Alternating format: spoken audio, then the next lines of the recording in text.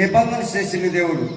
ఆయన ప్రజలకి ఎప్పుడు ఒక్కడిగా ఉన్నప్పుడే దేవుడు మరి అబ్రహాముతో చెప్పినటువంటి మాట చూసినప్పుడు పరిశుద్ధ గ్రంథంలో ఆది కాండము 15వ అధ్యాయము మరి 13-14 వచనాల్లో చూస్తే రాయబడినటువంటి మాట, ఆయన నీ సంతతి వారు తమది కాని పరదేశమందు నివసించి ఆ దేశపు వారికి దాసులుగా నుందురు.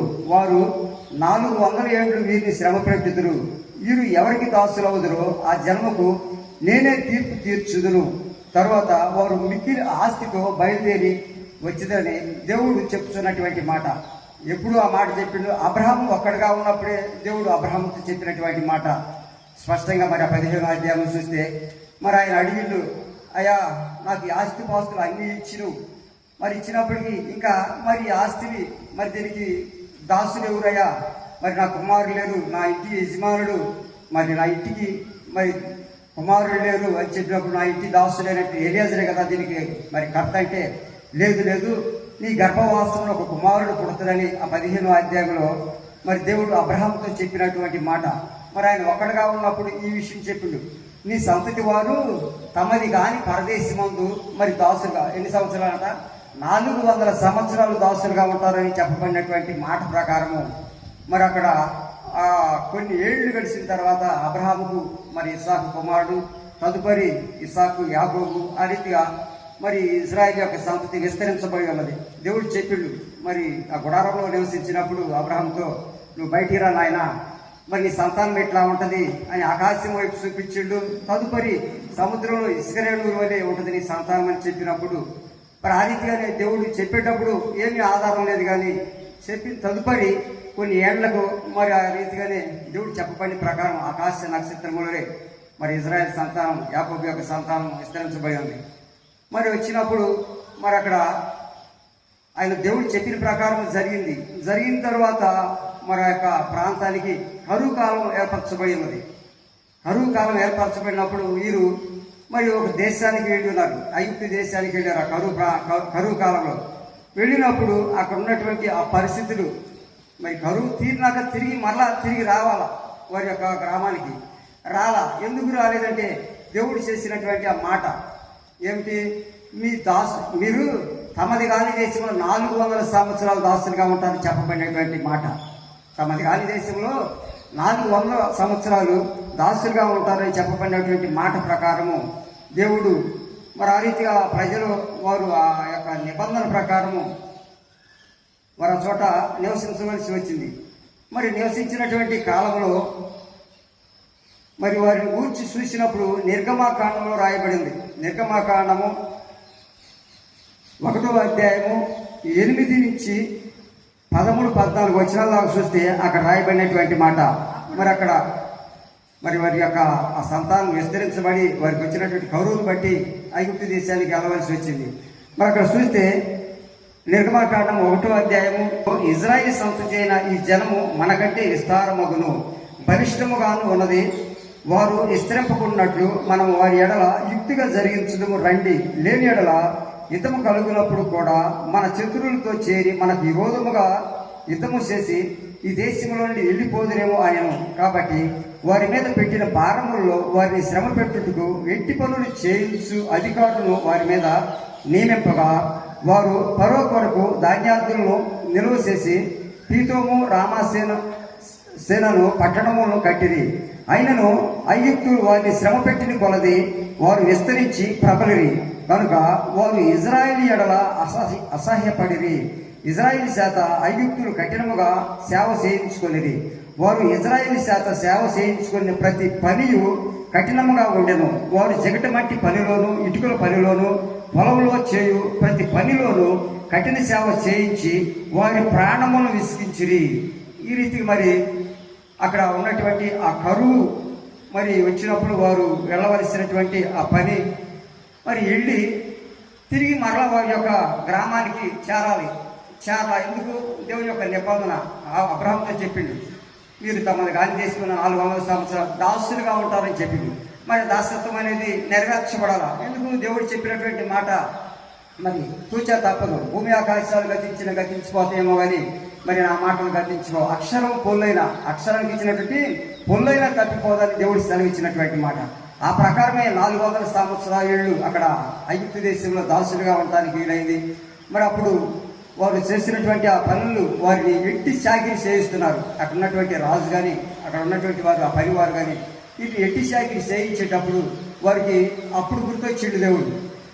వారి ఏమన్నా కింద ఇజ్రాయిల్ చేత ఐగుప్తులు కఠినముగా సేవ చేయించి వారు ఇజ్రాయిల్ చేత మరి జిగటమట్టి పనిలోను ఇటుకల పనిలోను పొలంలో చేయు ప్రతి పనిలోను కఠిన సేవ చేయించి వారి ప్రాణములను విసిగించినట్ట. వారి ప్రాణాలను వారిని మరి ఇసిగించి వారి ఇంటి మీదే పనికి వెళ్ళినప్పుడు అనేక మంది రైతులు వారి మధ్యలో ఉండి పనిచేస్తుంటారు. అప్పుడు వారు పైకి లేవాలన్నా కూర్చోవాలన్నా నిలబడాలన్నా వీలు పడరు. ఆ రీతిగా వారు మరి వారిని దాసులుగా వచ్చి పనిచేసినటువంటి విధానంలో అప్పుడు వారి యొక్క ప్రాణాలంట విసిగిపోయింది అంట. విసిగినటువంటి వారి యొక్క జీవితంలో ఏమైంది, ఒక సావటం బ్రతకటం.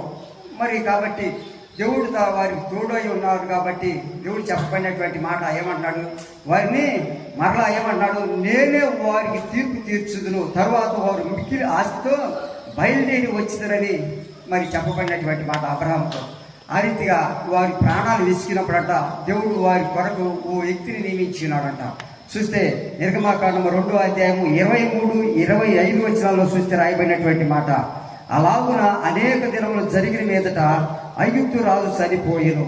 ఇజ్రాయిలు తాము చేయుచున్న ఎట్టి పనులను బట్టి నిట్టూర్పులు విడిచుచు మొరపెట్టుచుండగా తమ ఎట్టి పనులను బట్టి వారు పెట్టిన మొర దేవుని యొద్దకు చేరెను. కాగా దేవుడు వారి మూలుగును విని అబ్రహాము, ఇస్సాకు, యాకోబులతో తాను చేసిన నిబంధనను జ్ఞాపకం చేసుకొనెను. దేవుడు ఇజ్రాయిలును చూసెను, దేవుడు వారి యందు లక్ష్యముంచెను. దేవుడు మరి ఎప్పుడు వారు దేవునికి మొరపెట్టి ఉన్నారట, నిట్టూర్పుతో. ఎట్లా మరి సంతోషంతో కాదట, వారికి వచ్చినటువంటి ఆ శ్రమను బట్టి కష్టమును బట్టి విసిగిపోయినటువంటి వారి యొక్క శరీరమును బట్టి మనస్సును బట్టి ఏమన్నా నిట్టూర్పుతో మొరపెట్టారంట. అయ్యా మమ్మల్ని కాపాడయ్యా, మమ్మల్ని రక్షించాయా అని వారు నిట్టూర్పుతో మొరపెట్టినప్పుడట వారి మొర దేవుడు లక్ష్యం వచ్చని ఇక్కడ లేఖనాలు రాయబడి ఉన్నాయి. మరి దేవుడు మరి వారిని కాపాడుటకు వారి యొక్క పరిస్థితుల నుంచి, వారి యొక్క దాసత్వం నుంచి, వారి యొక్క బానిసత్వం నుంచి విడిపించడానికి మరి ఇక్కడ చూసినప్పుడు మరి మోషేని దేవుడు ఏర్పరచుకొని ఉన్నాడు. వారు పెట్టినటువంటి ఆ నిట్టూర్పు మొరను వారు ఆ ప్రజలను విడిపించడానికి దేవుడు చెప్పబడినటువంటి మాట అబ్రహాముతోటి, నేను మరి తమ గాని దేశంలో 400 సంవత్సరాలు దాసులుగా ఉన్నప్పుడు ఆ ప్రాంతం నుంచి విడిపిస్తాను, వారితోటి మాట్లాడి ఆ దేశ నివాసంతో మాట్లాడి వారు విడిపిస్తాను. వారు ఏమంట వారికి నేను తీర్పు తీర్చుదు, మిక్కిలి ఆస్తితో వారు బయలుదేరి తిరిగి వస్తారంట. వారు ఉన్నటువంటి కాలం అంతట్లో వారు కరువు వచ్చినప్పుడు కరువు నిమిత్తం వెళ్ళి ఉన్నారు. వెళ్ళినటువంటి ఆ పనిని పూర్తి చేసుకొని తిరిగి రావాలి. లేదు, దేవుడు చెప్పబడినటువంటి మాట నెరవేర్చబడాలి.